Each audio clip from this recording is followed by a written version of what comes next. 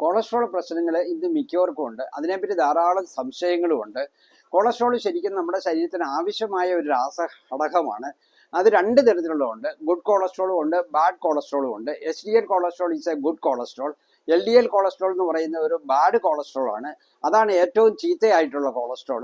മറ്റു ബാഡ് കൊളസ്ട്രോളും ഉണ്ട്. അതായത് നമ്മൾ ലിപ്പിഡ് പ്രൊഫൈൽ നോക്കുമ്പോൾ ഏറ്റവും ആദ്യം കാണുന്നത് ടോട്ടൽ കൊളസ്ട്രോൾ ആണ്. അതിന്റെ അളവ് കൂടിയിരുന്നു കഴിഞ്ഞാലും അതൊരു ബാഡ് കൊളസ്ട്രോൾ ആണ്. പിന്നെ ട്രൈഗ്ലിസറൈഡ് എന്നൊരു കൊളസ്ട്രോൾ ഉണ്ട്. അതും വളരെ ചീത്ത കൊളസ്ട്രോൾ ആണ്. പിന്നെ LDL കൊളസ്ട്രോൾ, അത് ലോ ഡെൻസിറ്റി ലിപ്പോപ്രോട്ടീൻ, അതാണ് ഏറ്റവും ചീത്ത കൊളസ്ട്രോൾ എന്ന് ഡോക്ടർമാർ പറയുന്നത്. പിന്നെ VLDL ഉണ്ട്, അതായത് വെരി ലോ ഡെൻസിറ്റി ലിപ്പോപ്രോട്ടീൻ, അതും ഒരു ചീത്ത കൊളസ്ട്രോൾ ആണ്. ഈ ചീത്ത കൊളസ്ട്രോളുകൾ എന്തുകൊണ്ടാണ് ചീത്ത എന്ന് പറയുന്നത് എന്ന് പറഞ്ഞു കഴിഞ്ഞാൽ അത് നമ്മുടെ രക്തധമനികളിൽ അടിഞ്ഞുകൂടി അവിടെ ബ്ലോക്ക് ഉണ്ടാകുന്നു. കൊറോണറി ധമനികളിൽ ഇങ്ങനെ ബ്ലോക്ക് ഉണ്ടാകുമ്പോഴാണ് നമുക്ക് ഹാർട്ട് അറ്റാക്ക് വരുന്നത്.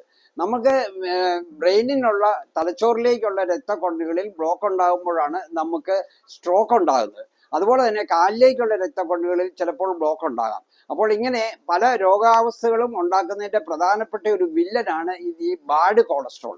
ഗുഡ് കൊളസ്ട്രോൾ എന്ന് പറഞ്ഞു കഴിഞ്ഞാൽ നേരെ തിരിച്ചാണ്. അതായത് HDL കൊളസ്ട്രോൾ, അത് നമ്മുടെ രക്തക്കൊള്ളികളിൽ ഉണ്ടാകുന്ന ബ്ലോക്ക് അല്ലെങ്കിൽ അടിഞ്ഞുകൂടുന്ന കൊളസ്ട്രോളിനെ അവിടെ നിന്ന് നീക്കിക്കളയുന്ന പ്രക്രിയയാണ് ഈ HDL കൊളസ്ട്രോൾ ചെയ്യുന്നത്. അതുകൊണ്ടാണ് HDL കൊളസ്ട്രോൾ നല്ല കൊളസ്ട്രോൾ എന്ന് പറയുന്നത്.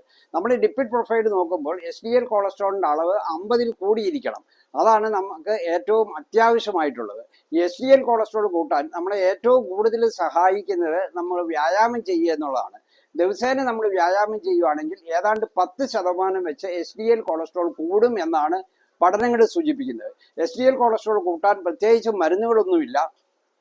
നിയാസിൻ എന്നൊരു മരുന്നുണ്ട്, പക്ഷെ അതിന് വളരെ സൈഡ് എഫക്റ്റ് ഉള്ളതുകൊണ്ട് ഡോക്ടർമാരൊന്നും അതിനെ ഉപയോഗിക്കുന്നില്ല. അപ്പോൾ HDL കൊളസ്ട്രോൾ കൂട്ടണമെങ്കിൽ നമ്മൾ തീർച്ചയായിട്ടും വ്യായാമം ചെയ്യുക. അതോടൊപ്പം തന്നെ നമ്മൾ LDL കൊളസ്ട്രോളിന്റെ അളവ് കുറയ്ക്കുകയാണെങ്കിൽ HDL കൊളസ്ട്രോളിന്റെ അളവ് കൂടാനും സാധ്യതയുണ്ട്. LDL കൊളസ്ട്രോൾ കുറയ്ക്കാൻ വേണ്ടിയാണ് നമ്മൾ സാധാരണ കൊളസ്ട്രോളിനുള്ള മരുന്നുകൾ ഉപയോഗിക്കുന്നത്. പലതരത്തിലുള്ള സ്റ്റാറ്റിൻ ഗുളികകളാണ് അതിനുപയോഗിക്കുന്നത്. അറ്റോർവാസ്റ്റാറ്റിൻ ഉണ്ട്, റോസ്വാസ്റ്റാറ്റിൻ ഉണ്ട്. ഇങ്ങനെയുള്ള ഗുളികകളാണ് നമ്മൾ LDLും മറ്റുള്ള കൊളസ്ട്രോളുകളൊക്കെ കുറയ്ക്കാൻ വേണ്ടി ഉപയോഗിക്കുന്നത്. ട്രൈഗ്ലിസറൈഡ് കുറയ്ക്കണമെങ്കിൽ നമ്മൾ ഫിബ്രേറ്റ് എന്ന ഒരു മരുന്ന് കൂടി കഴിക്കേണ്ടി വരും. അപ്പം അതോടൊപ്പം തന്നെ നമ്മൾ ജീവിത ശൈലിയിൽ ചില മാറ്റങ്ങളും വരുത്തേണ്ടി വരുന്നു.